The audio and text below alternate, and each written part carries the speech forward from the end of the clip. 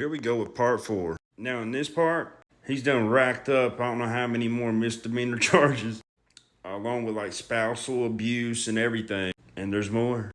Listen to it. Check it out. So this SWAT team ends up finding my dad. It was a special tactical unit, and they're primarily used for murderers to find murderers, but they had to go after my dad because of his level of training. He goes to jail. It's $1 million bail. Now we don't just have the fact that he overdosed on stolen fentanyl. Now we have the spousal battery. He's facing 4 misdemeanors now. I say, okay, I'm going to give him 2 weeks in jail. He's probably, if he was using any drugs that I wasn't aware of, other than the Adderall in the overdose attempt, he's going to be detoxed now. So I'm going to wait 2 weeks, and then I'm going to go visit my dad in jail.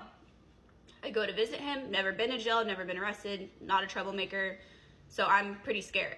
So I guess he has a certain level of protection because he's a police officer in jail, and he was in jail in the city that he lived. He was not in jail where he worked as a police officer, which I don't even think that they would allow that, because that would be a conflict of interest, because my dad, he would commute to work. So he drove an hour every day to work as a cop. And so half of those people in jail, he probably put in jail. So that, would not have worked. Anyways, I go to the jail.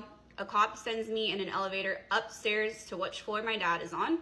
It's just like the movies. There's stools, there's like these glass mirrors with dividers, and then phones.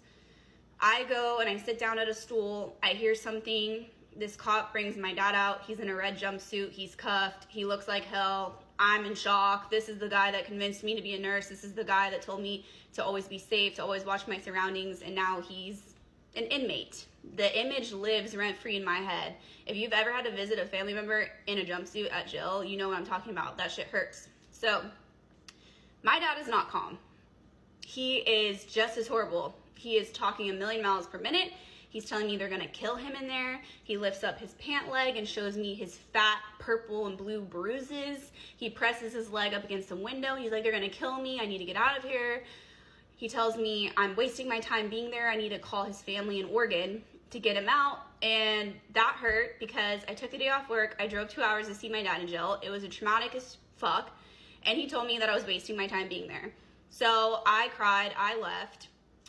His bail ends up getting reduced from $1 million to $100,000. My grandpa bails him out at that. And they took my dad's cell phone. Now, this is the important part of the story. My dad's cell phone was the same cell phone that he used as a police officer, where he has conversations with lots of police officers.